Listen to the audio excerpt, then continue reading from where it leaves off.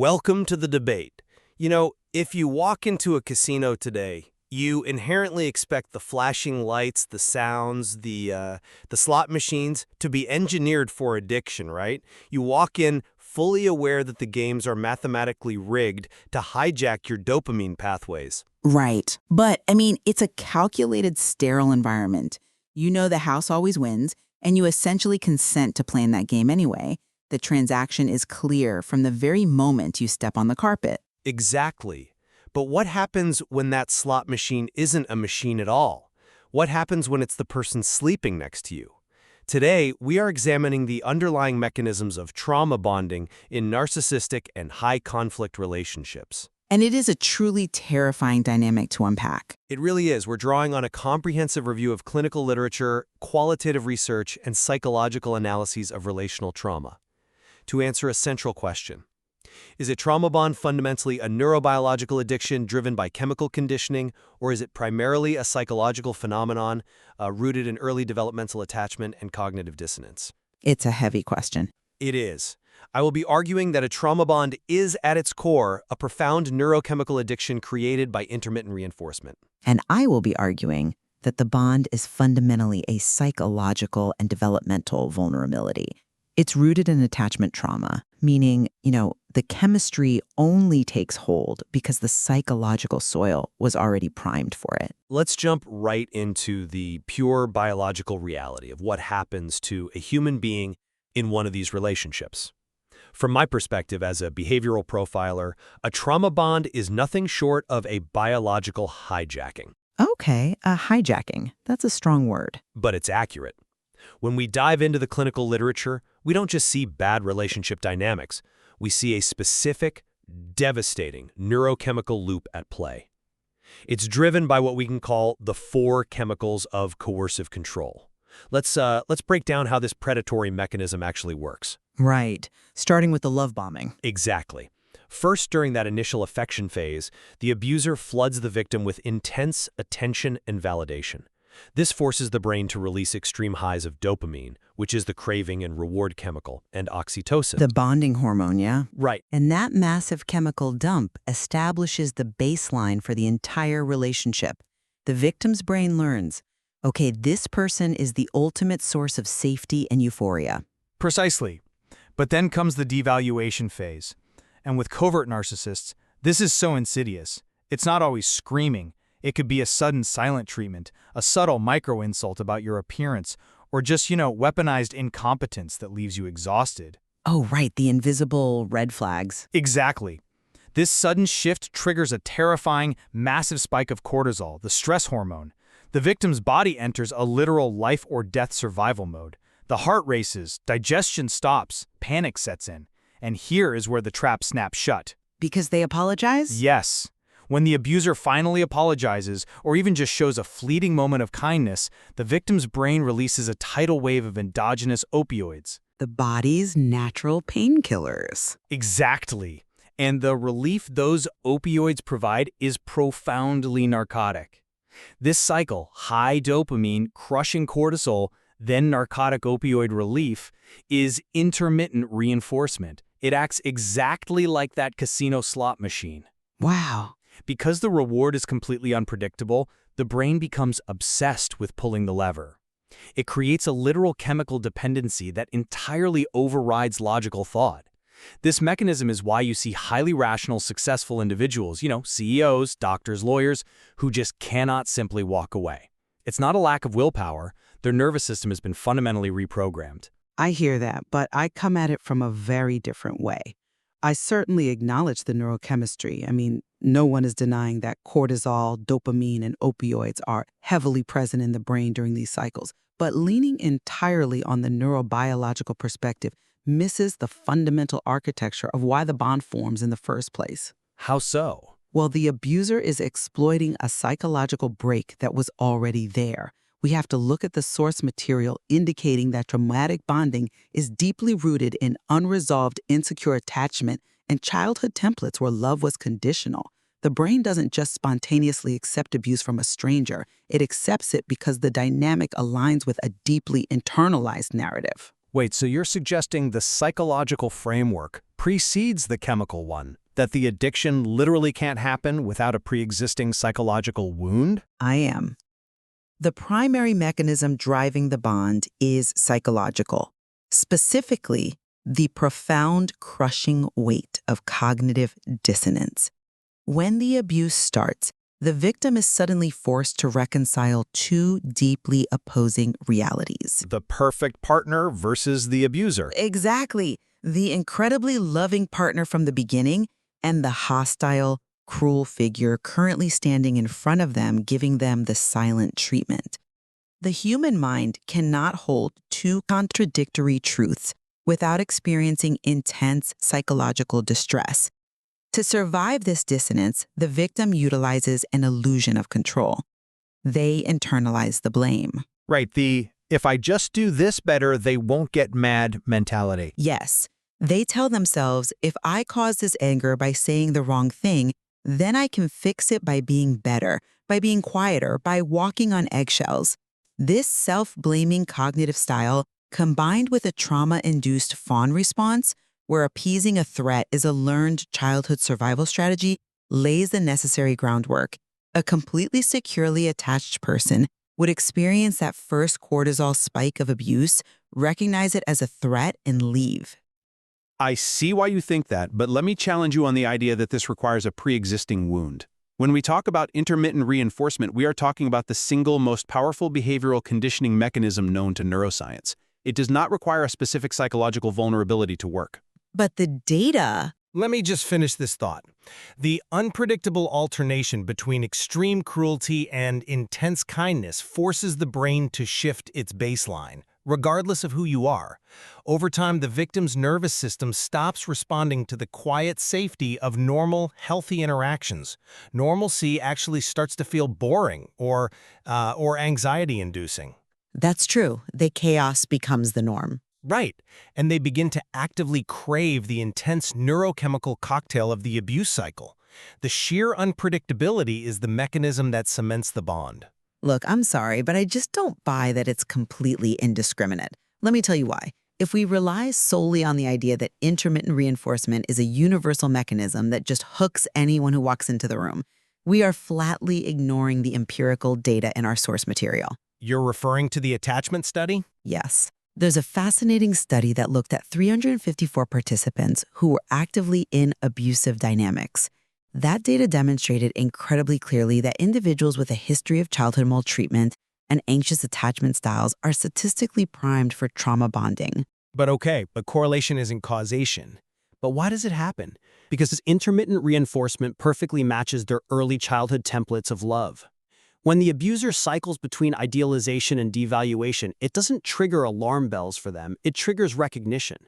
The nervous system uses neuroception to evaluate safety in the environment, and for these individuals, uncertainty actually feels familiar. A steady, reliable partner feels foreign and untrustworthy. Wait, pause right there. Let me make sure I'm completely grasping this. You just used the term neuroception. How is that practically different from someone just consciously thinking, oh, this situation feels safe, or this situation feels dangerous? Oh, that's a crucial distinction. Neuroception isn't conscious thought at all. It's a term coined in polyvagal theory that describes how our neural circuits continuously monitor the environment for danger or safety beneath our conscious awareness. So it's fully automatic. Completely. It's happening in the background, like your body breathing for you. For someone who grew up in a chaotic environment, their neuroception is calibrated to recognize chaos as home.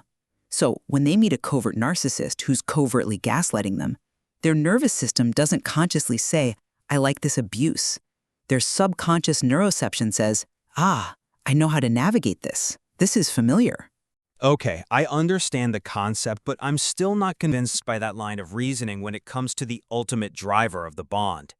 If a slot machine is rigorously programmed to hijack human dopamine pathways, it will eventually addict anyone who sits at the stool long enough, regardless of their childhood. You think it's just a matter of time? Absolutely. Yes, someone with a gambling problem in their family history might sit down at the stool faster or stay an hour longer initially, but the mechanism of the machine is what ultimately creates the addiction. In a trauma bond, the abuser is the machine. The victim's brain learns that the only way to stop the unbearable cortisol panic is to get the dopamine and opioid hit from the abuser. But you're treating the mind like it's completely passive. They become biologically dependent on the very person destabilizing them, because that person holds the cure to the dysregulation they caused. That's a clean analogy, but it treats the human mind as overly passive. The chemicals might be the gasoline, sure, but the psychological attachment is the engine architecture. You can pour gasoline on a rock and it won't drive. Have you considered how the psyche actively organizes itself to survive that environment? What do you mean by organizes itself? Let's look at the internal experience of the victim through the lens of cognitive dissonance, specifically drawing on internal family systems, or IFS. The victim's psyche doesn't just passively receive chemicals, it actively fractures to manage the chaos. Unpack that. How exactly does the psyche fracture? Imagine your mind as a boardroom. Under extreme sustained abuse, the mind assigns different roles to different parts of your personality to keep you safe. The literature shows how the mind organizes into these protective parts. You develop the caretaker part that compulsively manages the abuser's moods, trying to preempt the explosions. Right, the classic walking on eggshells. Exactly. You have the hypervigilant part, constantly scanning the environment for the next covert insult. And buried deep beneath them, you have what IFS calls the exile, the young, vulnerable, terrified part of the self that carries the core belief that it deserves this treatment. That is incredibly sad. And complex mental gymnastics to maintain a positive view of the relationship so they don't psychologically collapse. They rationalize, they minimize, they justify. This isn't just an addiction, this is profound identity erosion. I hear that, but aren't we just treating a symptom there? I would argue that this cognitive distortion, all the rationalizing, the protective parts in the boardroom, the minimizing, is really just a symptom of the chemical withdrawal. It's the brain trying to justify getting its next hit. You think the identity loss is just a side effect? I do, because when a victim is finally separated from their abuser, they don't just experience psychological sadness or a crisis of identity. They experience a severe physical somatic crisis. The texts highlight profound separation distress. We're talking about physical manifestations, insomnia, profound restlessness, and literal chest pain mediated by the vagus nerve. Right. The mind-body connection there is really intense. It is. The vagus nerve is this massive information highway running from the brainstem all the way down to the abdomen, regulating our internal organ functions. During severe emotional withdrawal, the vagus nerve sends distress signals that cause actual inflammation and muscle contraction in the chest. Wow. We even see the condition known as broken heart syndrome, or stress cardiomyopathy, where the heart muscle temporarily weakens. This shows us that the body literally cannot distinguish between physical danger and emotional loss. What you were calling the caretaker part, trying to manage the relationship, is, in biological terms, actually just an addict trying to secure their next dose. Victims stop chasing love and connection, they are simply chasing relief from the agonizing physical pain of the cortisol spike. But the relief they are chasing is intrinsically tied to their sense of meaning in self. When someone systematically denies your reality, gaslighting you until you literally lose trust in your own memories and perceptions, you are not just going through chemical withdrawal, you are experiencing the total dismantling of your internal compass. But that compass is offline because of the trauma. The victim stays or returns because leaving means confronting the terrifying psychological void where their identity used to be. The abuser has manipulated the environment so thoroughly that they have become the victim's primary reality check. But that loss of internal compass doesn't just vanish when the victim finally packs a bag and physically leaves.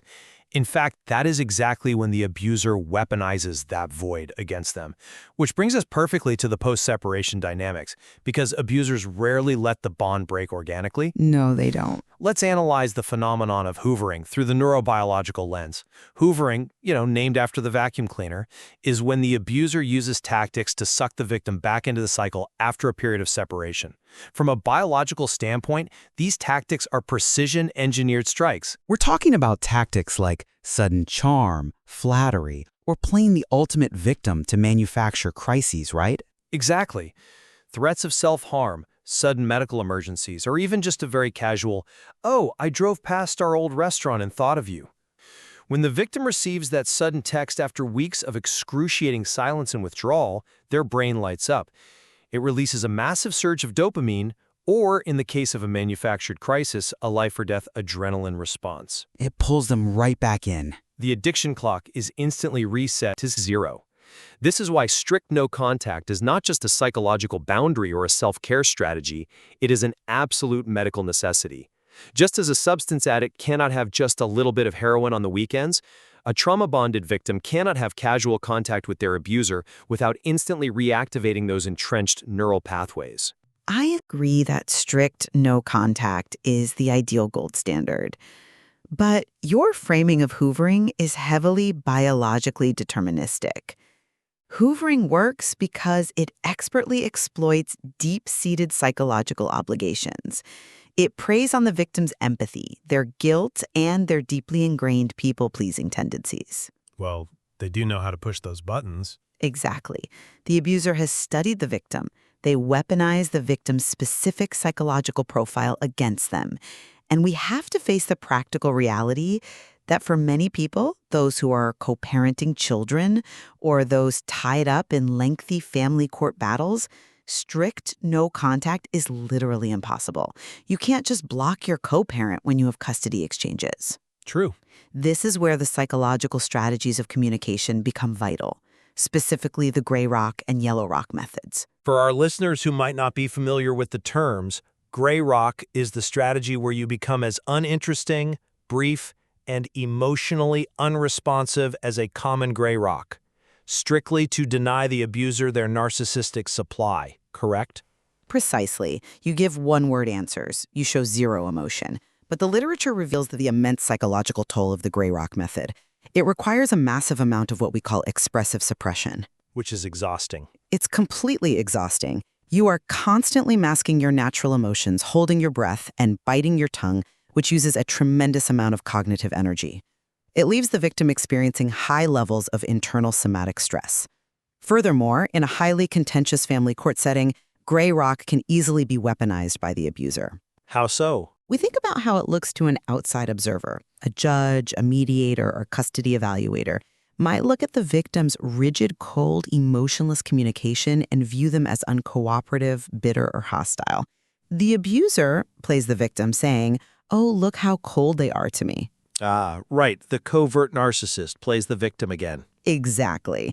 This is exactly why the yellow rock method is psychologically superior. Yellow rock applies polite, professional boundaries. It's the tone you would use with a difficult coworker. You say, "Thank you for letting me know. I will be at the exchange point at 3 p.m. This protects the victim in court. They appear reasonable and cooperative while still denying the abuser emotional escalation. It requires active psychological regulation rather than just brute force suppression. Let me challenge you on that, because yellow rock deeply concerns me from a neurobiological standpoint. Really? Why? Because yellow rock still requires the victim to actively engage with their abuser. It requires them to formulate pleasantries that inherently risks keeping the neurochemical pathways active. Even a polite exchange forces the brain to interact with the source of its trauma. If we treat this as a neurobiological injury, using yellow rock is akin to asking a recovering alcoholic to occasionally serve drinks at a bar, provided they do it politely. Well, it prolongs the withdrawal phase indefinitely. The brain is still dedicating immense cognitive and chemical resources to managing the threat, even if it's dressed up in a polite email. I hear you're concerned, I really do, but I think you're missing the psychological empowerment it provides. Yellow rock allows the victim to maintain their humanity and their psychological integrity. By acting politely, they aren't completely suppressing their natural empathetic disposition, which is crucial for rebuilding their authentic identity. But at what cost to their nervous system? It dramatically shifts the power dynamic. They are actively choosing how to respond based on their own values, rather than simply suppressing a reaction out of fear. That reclamation of agency, saying, "I am going to be polite because I am a polite person, not because I am fawning to you," is the first major step in dismantling the psychological hold of the trauma bond. That is a fascinating distinction between reacting out of fear and responding out of one's own value system. As we synthesize this discussion, I think we have illuminated just how complex this dual nature truly is. It is incredibly layered. To summarize my position, treating trauma bonds requires acknowledging the profound neurochemical injury at play. The brain has been hijacked by intermittent reinforcement. The physical withdrawal symptoms are severe and mediated by the nervous system, and recovery must prioritize calming the autonomic system and starving those addictive neural pathways through rigorous separation whenever medically possible. And to summarize my stance, while the chemical dependency is a very real, very physical hurdle, long-term recovery ultimately requires rewiring the psychological attachment templates that made the individual vulnerable to begin with. The victim must reclaim their identity from the cognitive dissonance and gaslighting. They have to address those internal parts of themselves, like the exile and the caretaker, that learn to equate chaotic, conditional treatment with love. I think where we find a really strong point of convergence in this material is the agreement that trauma bonding is a profound systemic injury. It is absolutely not a sign of weakness, it is not poor judgment, and it has nothing to do with low intelligence. We see broad consensus in the clinical literature that traditional cognitive behavioral therapy or standard couples counseling is often highly ineffective and sometimes outright dangerous for these victims. Let's underscore why it's dangerous.